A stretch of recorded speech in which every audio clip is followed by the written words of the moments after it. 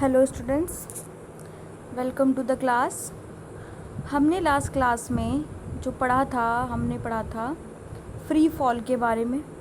हमने पढ़ा था देख लीजिए, motion of object under the influence of gravitation force of the अर्थ, जिसमें हमने पढ़ा था कि हम एक्सेलरेशन को एक्सेलरेशन ड्यू टू ग्रेविटी यानी कि जी में कन्वर्ट कर देते हैं, है ना। जहाँ भी आपका ए आता है वहाँ हम क्या लगा देते हैं, g. So v equals to u plus g t, s equals to u t plus half g t square, और v square equals to u square 2g's प्लस 2gs। ठीक है, तो ये सब हमने पढ़ा था। चलिए एक क्वेश्चन डिस्कस करते हैं हम। Example number 10.2, a car falls off a ledge and drop to the ground in 0.5 second. ठीक है, कोई कार है, ठीक है, वो ज़मीन पर आई है 0.5 सेकेंड में। उसके आपको स्मॉल जी दे रखा है, एक्सेलरेशन ड्यू टू ग्रेविटी आपको दिया हुआ है 10 मीटर पर सेकेंड स्क्वायर। ठीक है, आपको निकालनी है speed on striking the ground, what is the average speed during the 0.5 second, और how high is the ledge from the ground. So चलिए स्टार्ट करते हैं। आपको दिया हुआ है टी ऑलरेडी 0.5 सेकेंड, तो मैं इसको हाफ सेकेंड भी लिख सकती हूँ, जो कि आप देख ही रहे हैं। ठीक है, ओके। सो इनिशियल वेलोसिटी आपकी क्या होगी, ज़ीरो। ठीक है, क्यों? क्योंकि वो फॉल ऑफ किया है ऊपर से। जब नीचे कोई चीज़ आती है तो हमेशा उसकी इनिशियल वेलोसिटी क्या होती है, ज़ीरो। जब हम नीचे से कोई चीज़ ऊपर फेंकते हैं तो हम उसकी फाइनल वेलोसिटी हमेशा ज़ीरो लिखते हैं। ठीक है, तो ये आपने पढ़ा है मोशन वाले चैप्टर में। ठीक है, तो देखिए एक्सेलरेशन ऊपर से जब नीचे आ रही है तो एक्सेलरेशन आप देख रहे हैं पॉजिटिव में है, क्योंकि डाउनवर्ड डायरेक्शन में है।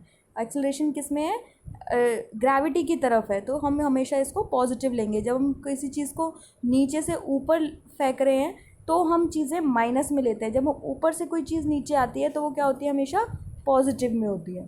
ठीक है, तो स्पीड क्या होगी, स्पीड के लिए हम ऊपर वाला फॉर्मूला यूज़ कर सकते हैं, v equals to u plus a t. ठीक है, तो हमारा u ज़ीरो है तो क्या होगा, v equals to a acceleration हमें दिया हुआ है कितना, 10 मीटर पर सेकेंड, जिसको gt भी बोल सकते हैं हम, 10 मीटर पर सेकेंड स्क्वायर, और हमको टाइम दिया हुआ है 0.5 सेकेंड, तो आप मल्टीप्लाई करेंगे तो 5 मीटर पर सेकेंड आ जाएगा। उसके बाद इसने बोला है एवरेज स्पीड निकालने के लिए। ठीक है, एवरेज स्पीड आप सिंपली निकाल सकते हैं। आपको u कितनी है, आपकी इनिशियल वेलोसिटी ज़ीरो है, फाइनल वेलोसिटी आपकी 5 मीटर पर सेकेंड, जो कि आ गई है फर्स्ट वाले ऑप्शन से, तो आप इसकी एवरेज स्पीड भी निकाल सकते हैं। एवरेज स्पीड का फॉर्मूला हमें पता है, u plus v divided by 2। Third option में देखिए आपको बताया है इसने, how high is the ledge from the ground. उसने अब डिस्टेंस की बात की है। जब मैं डिस्टेंस की बात करूँगी तो कौन सा फॉर्मूला लगाऊंगी, s equals to u t plus half a t square. तो s हमें u तो हमारा ज़ीरो है तो क्या हो जाएगा, s equals to half a t square. तो हम हाफ ए टी स्क्वायर से निकाल देंगे, a हमें ऑलरेडी पता है, t हमें पता है, तो हम डिस्टेंस भी निकाल सकते हैं। तो ऐसे हमने एक क्वेश्चन भी सॉल्व कर लिया है। नेक्स्ट क्वेश्चन भी बहुत ईजी है, आप कर लेंगे, बहुत ही ज़्यादा ईजी है। चलिए स्टार्ट करते हैं अब मास ऑफ। अगर आपको कोई डाउट होगा तो आप डेफिनेटली मुझे टेक्स्ट पे पूछ सकते हैं। तो चलिए, मास और वेट में क्या डिफरेंसेस हैं। ठीक है, पहले मैं आपको बेसिक डिफरेंसेस बताना चाहती हूँ। ठीक है, तो चलिए स्टार्ट करते हैं। सबसे पहले देखो मास और वेट में क्या डिफरेंस है। Mass is a property of matter and the mass of the object is same everywhere. Mass, किसी भी ऑब्जेक्ट का मास जो होता है वो हमेशा हर जगह सेम रहता है, बट वेट वेरी करता है। जैसे हमारा अर्थ पर वेट अलग है, मून पर अलग है, 1/6 हो जाता है हमारा, है ना, और डिफरेंट प्लैनेट्स पे अलग है। बट मास जो होता है वो हमारा थ्रू आउट एवरीवेयर सेम रहता है। Mass can never be zero and weight can be zero. किसी का भी वेट ज़ीरो हो सकता है, बट मास जो है वो ज़ीरो नहीं हो सकता, क्योंकि मास क्या है, एक प्रॉपर्टी है मैटर की। ठीक है, if weight can be zero if no gravity act on the object as in space. ठीक है, अगर कोई ग्रेविटी ही नहीं है तो वेट हम ज़ीरो कह सकते हैं, क्योंकि वेट जो हम मेज़र करते हैं वो ग्रेविटी के रिस्पेक्ट में करते हैं। Mass does not change according to location. ठीक है, मास जो है चेंज नहीं होता है, मास हर जगह सेम रहता है। अभी बताया आपको, है ना, mass is same, mass of the object is same everywhere. तो अकॉर्डिंग टू द लोकेशन ये चेंज नहीं होता है, बट वेट आपका चेंज होता रहता है, इंक्रीज़ भी होता रहता है और डिक्रीज़ भी होता रहता है। ठीक है, अकॉर्डिंग टू द ग्रेविटी। अगर कहीं ग्रेविटी ज़्यादा है तो क्या होगा, ज़्यादा हो जाएगा, अगर कम है तो क्या हो जाएगा, लोअर हो जाएगा वेट। ठीक है, it depends on the gravity. Mass क्या होती है, स्केलर क्वांटिटी होती है। ठीक है, it has magnitude, but weight क्या होता है, वेक्टर होती है, क्योंकि वेट की डायरेक्शन भी होती है और मैग्नीट्यूड भी होता है, जैसे कि हम अभी बात कर रहे थे। ठीक है, किसी चीज़ को नीचे से ऊपर फेंकेंगे, ऊपर से नीचे फेंकेंगे, ऊपर से नीचे आएगा, तो क्या होगा, हमेशा कोई ना कोई डायरेक्शन होगी, पॉजिटिव या नेगेटिव। तो इसीलिए इसी रिस्पेक्ट में वेट क्या है, एक वेक्टर क्वांटिटी है जिसकी कोई डायरेक्शन भी है और मैग्नीट्यूड भी है। ठीक है, तो चलिए, mass can be measured by using a ordinary balance and weight is measured using a spring balance. ठीक है, ये तो एक बेसिक सा है। मास बड़ी इंपॉर्टेंट, देखो मास यूजुअली मेजर्ड इन ग्राम और किलोग्राम, बट वेट क्या है, न्यूटन में ही मेज़र होता है, क्योंकि ये क्या है, फोर्स की यूनिट की तरह काम करता है। ठीक है, तो मास की ऐसा यूनिट क्या होगी, किलोग्राम, और वेट की क्या होगी, न्यूटन। ठीक है, तो यही सब था। ठीक है, आप ये डिफरेंसेस नोट कर लीजिए, बड़े इंपॉर्टेंट है। अब देखिए, एक और डिफरेंस मैं यहाँ पे डिस्कस करना चाहूँगी, एक्सेलरेशन ड्यू टू ग्रेविटी और यूनिवर्सल ग्रेविटेशन कांस्टेंट। ठीक है, एक्सेलरेशन ड्यू टू ग्रेविटी क्या होती है, an acceleration produced on a freely falling body due to gravitation force of earth is known as acceleration due to gravity। ठीक है, उसने क्या कहा है कि एक्सेलरेशन क्या है, एक्सेलरेशन एक वो acceleration due to gravity is that quantity that measure in terms of free fall body. ठीक है, जब भी कोई बॉडी फ्री फॉल की कंडीशन में होती है due to some gravitation force of the earth, it is known as the acceleration due to gravity. और यूनिवर्सल ग्रेविटेशन कांस्टेंट क्या होता है, कैपिटल जी, जिसको हम कैसे मेज़र करते हैं, it is directly proportional to the force of the gravitation and that exist between two bodies of unit mass. ठीक है, जब भी हम दो बॉडीज़ के मास की बात करेंगे तो हम ग्रेविटेशन कांस्टेंट की बात करेंगे। ठीक है, उसमें हमने पढ़ा था यूनिवर्सल ग्रेविटेशन कांस्टेंट क्या होता है।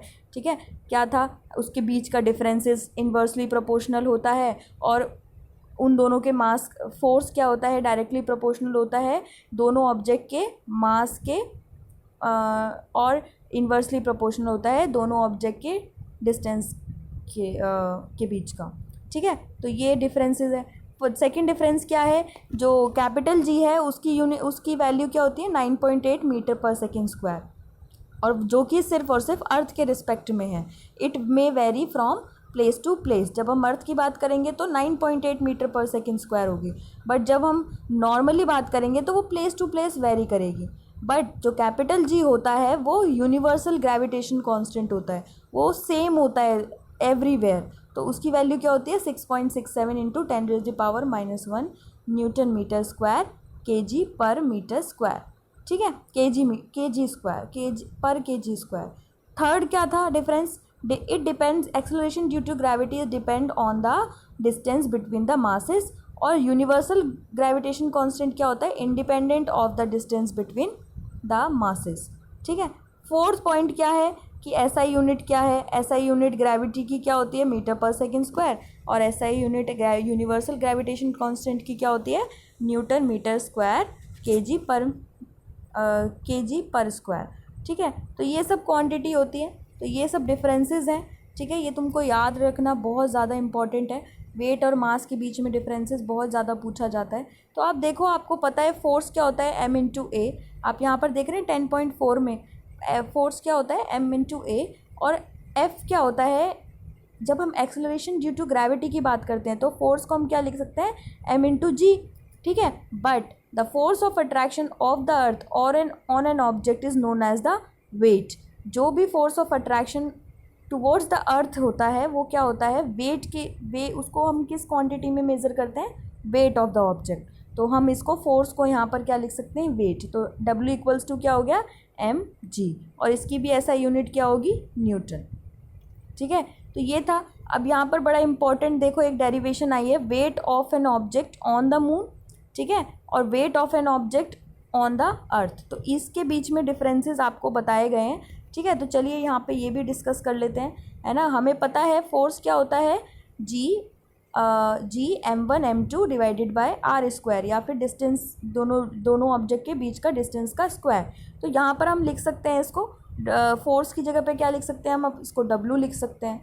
ठीक है, तो G हमारा gravitation constant as it is रहेगा, और कैपिटल M क्या है, weight of the mass of the moon, और स्मॉल m क्या है, mass of the earth, divided by इन दोनों के बीच में जो डिस्टेंस है, ठीक है, उसका स्क्वायर। ठीक है, तो ये सब क्वांटिटी हमने डाली। आप टेबल नंबर 10.1 देखो, अर्थ का दिया हुआ है आपको मास और रेडियस भी दिया हुआ है, मून का भी दिया हुआ है आपको मास और रेडियस भी दिया हुआ है। अब जब सारी क्वांटिटी आप डालेंगे, जब आप मून के रेस्पेक्ट में डाल रहे हैं तो WM लिखेंगे, WM equals to G capital M नीचे भी M और multiply small m divided by r square M। जब हम अर्थ के रिस्पेक्ट में बात करेंगे तो हम ये वाली इक्वेशन लिखेंगे, WE equals to G capital ME multiply small m divided by r square E। ठीक है, तो ये लिख सकते हैं। जब हम इन दोनों क्वांटिटीज़ को मेज़र करेंगे, जब इन दोनों क्वांटिटीज़ को कंपेयर करेंगे, तो हम देखेंगे कि हमारा M से M कट जाएगा, G से G कट जाएगा। जब हम सारी की सारी वैल्यू इसमें पुट करेंगे, आप खुद घर पे भी कर सकते हैं, इसको पुट करके देख सकते हैं। जब आप सारी वैल्यूज़ पुट करेंगे और आप दोनों के बीच का डिफरेंसेस निकालेंगे, WM डिवाइडेड बाय WE, तो आपका जो आंसर आएगा वो आएगा 0.165, जो कि इक्विवेलेंट है 1/6।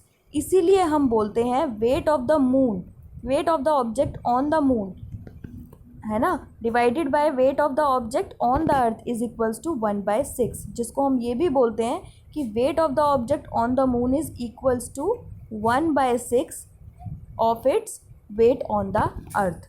तो ये बड़ा इंपॉर्टेंट डेरिवेशन है, प्लीज़ इसको देखिए और इसको सॉल्व करके देखेंगे आप, इजीली आप एवेल्युएट कर सकते हैं वैल्यूज़ को। ठीक है, नेक्स्ट क्वेश्चन देखिए, मास of the object is example number 10.4, mass of the object is 10 kilogram, what is it's weight on the earth. ठीक है, मास आपको दिया हुआ है तो वेट बताना है आपको अर्थ पे। सिंपल है, W इक्वल्स टू mg हमको पता है, G हमें पता है, अर्थ के रेस्पेक्ट में G हम लेते हैं कितना 9.8 मीटर पर सेकेंड स्क्वायर। तो W इक्वल्स टू क्या होता है mg, जब हमने m की वैल्यूज़ रखी और g की वैल्यू रखी तो हमारा वेट निकल के आ गया। सिंपल है। नेक्स्ट क्वेश्चन देखिए, last question, example number 10.5, an object weighs 10 newton, किसी ऑब्जेक्ट का वेट कितना है 10 न्यूटन है, when measured on the surface of the earth. ठीक है, आप अर्थ सरफेस पे अगर मेज़र किया है तो 10 न्यूटन है। What would be the its weight when measured on the moon, जब हम मून पे उसका वेट मेजर करेंगे तो कितना होगा। तो हमने अभी एक डेरिवेशन सॉल्व की है, weight of the object on the moon is equals to 1/6 its weight on the earth. तो हम सिंपली वैल्यूज़ रख देंगे, कितना दिया हुआ है हमको वेट ऑफ द ऑब्जेक्ट, अर्थ के रिस्पेक्ट में वेट दिया हुआ है आपको 10 न्यूटन। ठीक है, तो आप अर्थ पे रख देंगे, आपको देखिए ऊपर भी हमने निकाला हुआ है WM divided by WE equals to 1/6। तो हम रख सकते हैं सिंपल वैल्यूज़ को। जब हम रखेंगे तो WM इक्वल्स टू क्या हो जाएगा, ये डिवाइड वाली वैल्यू जो है वो उधर जाके मल्टीप्लाई में हो जाएंगी। तो 10 divided by 6 that is 1.67 Newton. तो हमें पता चल जाएगा कि कितना क्या कंपैरिजन है weight of the earth on weight of the object on the earth is और weight of the object on the moon, इन दोनों के बीच में कंपैरिजन हम इजीली कर सकते हैं। तो इससे आपका कोर्स कंप्लीट होता है। थ्रस्ट एंड प्रेशर आपके नेक्स्ट सेशन में है, जिसको हम नेक्स्ट सेशन में कंटिन्यू करेंगे। If you have any doubt you can ask me. ठीक है, हम डाउट सेशन भी रखेंगे डेफिनेटली। ठीक है, जल्दी अगली लाइव क्लास में, तो अपने डाउट्स को आप कलेक्ट करके रखिए। ठीक है, और इस वीडियो को भी देखिए और NCERT पढ़िए, चीज़ों को अंडरस्टैंड करने की कोशिश कीजिए। ठीक है, और कोई भी क्वेश्चन है आपको you can ask me. Thank you, have a nice day.